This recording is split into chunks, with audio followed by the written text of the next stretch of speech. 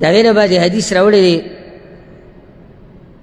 د عمران بن حسین رضی الله عنهما پیغمبر صلی الله علیه وسلم وی اطلعت فی الجنه جنت ته ورښکاره شومه. اوس دا کله ورښکاره شوی دی نو کیدی شي د معراج په شپه او کیدی شي خوب کې ورته خوی شوي ځکه چې د پیغمبرانو خوب هم وحی ده او حق دی. نو جنت ته ورښکاره شوم فرأیت اکثر اهلها الفقراء نو اکثر جنتیان مې غریبانان ولیدو. واطلعت في النار او جهنم ته ورښکاره شومه فرأیت اکثر اهلها النساء نو اکثر چې جهنم کې دي نو هغه زنانه دي. دا حدیث د یری حدیث هم دی او دا حدیث د امیدونو د خوشحالۍ حدیث هم دی. وی جنت کې غریبانان ډیر دي د مالدارانو نه. دا حدیثونه نه ثابته چې جنتیان اکثر به غریبانان وي او یا که مالداران جنت ته راځي نو دا غریبانان به ترې مخکې ځي. څو سوه کاله 1500 کاله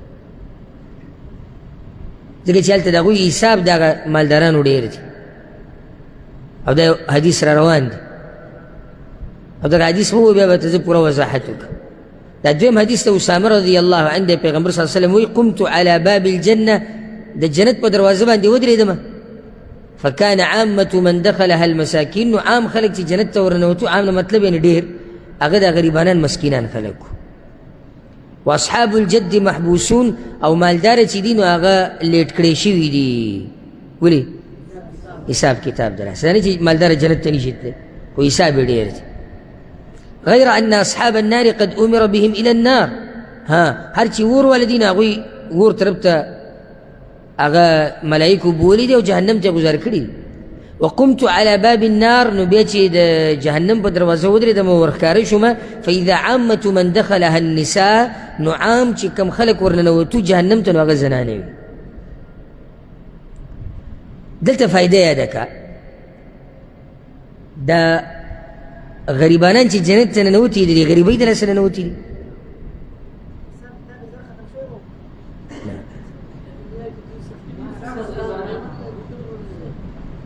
دای جواب دی دای جواب دی بارک الله فیک.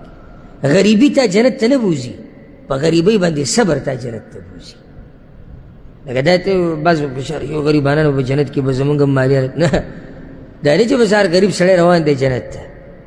هغه غریب چې په غریبۍ صبر کړی هغه غم ځپلی چې په غمونو یې صبر کړی دی هغه غم وهلی چې په غمونو په دردونو په تکلیفونو یې صبر کړی دی هغه به جنت ته ځي. هر یو نه دی روان. داسې خو په دې کافرانو کې هم غریبانان شته که نشته پکې او په دې امت کې چې رقم بېدینه دي په دوی کې غریبانان نشته. په بېدینو کې غریبانان شته که نشته نو په جهنم کې به غریبانان وي که نه به وي ورور ستا څه مسله ده که بیان اورې کښېنه او که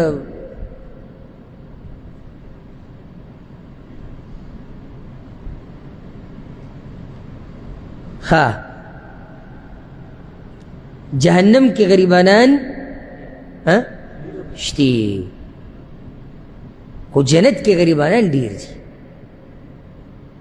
وجه د هغې دا ده چې دې مؤمنانو په غربت باندې صبر کړی دی. نو دویمه وجه دا ده چې د دې کافرانو په مقابله کې او د مجرمانو په مقابله کې په دې دیندارو خلکو باندې سختې ډېرې او ځکه حدیث کې راځي چې الله جنت پټ کړی دی په سختو کې او جهنم یې پټ کړی دی په عیش او عشرت کې. نو اکثر خلک چې جنت کې به وي دا غمونو دردونو تکلیفونو غریبۍ او فقر والی دي او دا بعد جاهلان پښتانه غریبۍ ته کنځلې کوي. تقدیر خبرې ته ولې کنځلې کوي؟ دا خو الله ستا په نصیب کې لیکلي او بله تا ته څه پته ده کیدی شي د مالدارۍ د لاسه ته د الله د دین نه واوړې نو الله ته پته دی چا سره څه مناسب دی هغه وله ورکړي. بله دا چې تا ته څه پته ده الله غواړي دا غربت یې په تا دې راوستی چې الله تا جنت ته ورسوي. او ځکه یو حدیث کې دا راځي ډېر خوندور حدیث دی. پیغمبر صلی الله علیه وسلم وایي الله یو مؤمن له یو درجه ورکړي په جنت کې خو د دې سړي اعمال دومره نه وي چې دغه درجې ته ورسي نو یې الله پې سختې راوړي نو هغه درجې ته یې ورسوي. کله الله سخت دی د دې رسم راولي چې تا ورسې څه ته د جنت هغه اوچتو درجو ته. بله مسله زنانه ولې جهنم کې ډېرې دي؟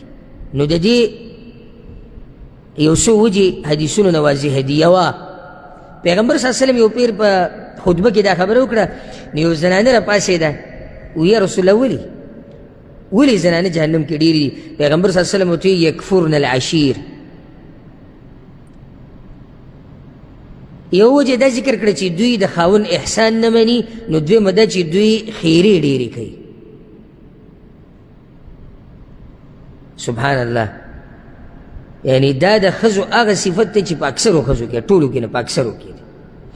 او بیا زموږ د پښتنو د ښځو تپوس مه کوه، دا خیره د هغې په دې ځای پرته. او ځکه بل ورځ مې د دې سلفو د وخت یو عالم سیرت کتو، نوم یې زما د ذهن نه ووتو دا ټیم، خو هغه دا خبره کوله وي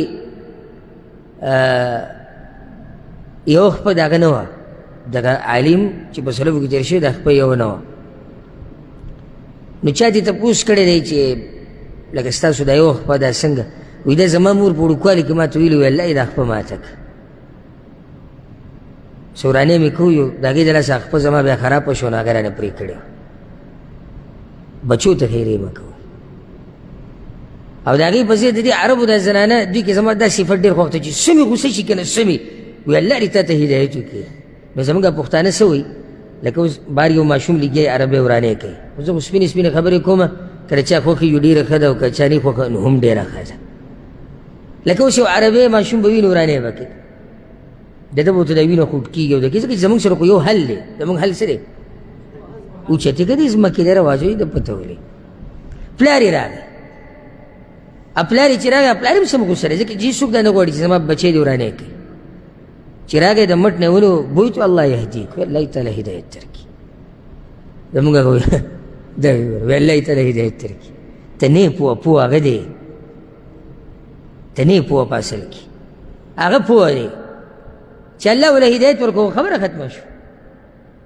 ستا دې وهلو ټکولو، ستا دې خیرو، مور وله دومره وکنځي، دومره ورانې ماشوم کړی دی، کنځي وله مور، ستا هغه مور داسې کومه ستا دا څښه خبرې، دا سپکه خوله، دا کنځلې، ماشوم ته مور رایادول، بیا د مور په باره کې غلط نامناسب الفاظ، او ستا هغه خاندان داسې کومه او ستا هغه خوله داسې کومه.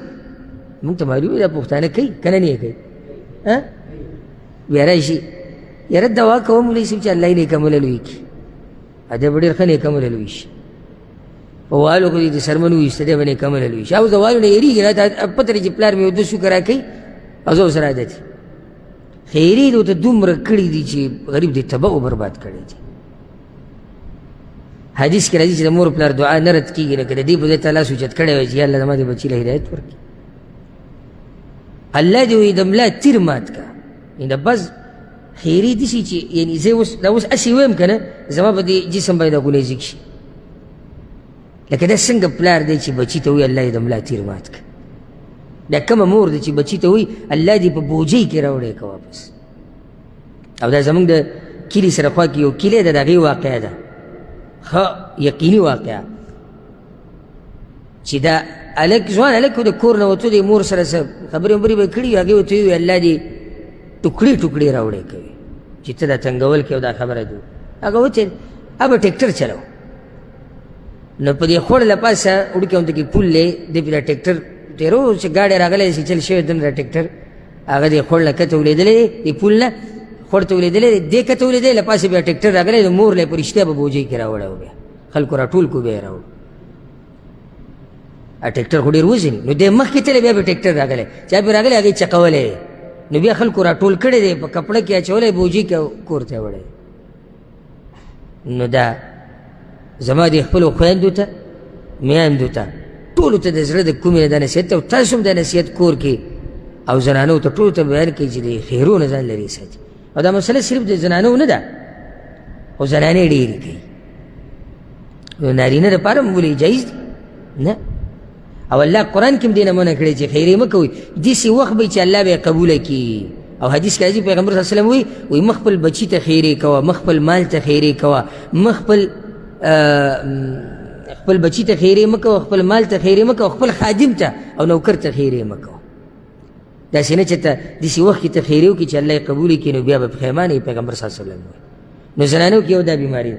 دویمه بیماري زنانو کې پیغمبر صلی الله علیه وسلم وایي لو احسنت الی احداهن الدهر، که پوره زمانه دې ورسره ښه وکړو که نه ثم رأت منک شیئا بیا معمولي څه ولیدو معمولي څه نو دا ورته وایي تا څه کړي دي هر څه وله په سین له وکړي. زه پرون نابروز د ماسپښین کې مې څه کار واړه را سره مو ګاډي کې ناست وم نو اشاره کې ودرېدم سمه ګرمي وه. یو پوښتن زموږ ورور هغه اوبه خرڅولې وه دا خولې پسې مې را ماتې. ما دې کور والا ورته وایي ما یې هسې چې ده ته ښځه ووایي چې تا څه کړي زما لپاره څه مو خیال دی یعنې د دې ژوند ته وګوره دې سختې ته وګوره دا خولې پې ماتې وي یعنې ډېر ګران ژوند دی.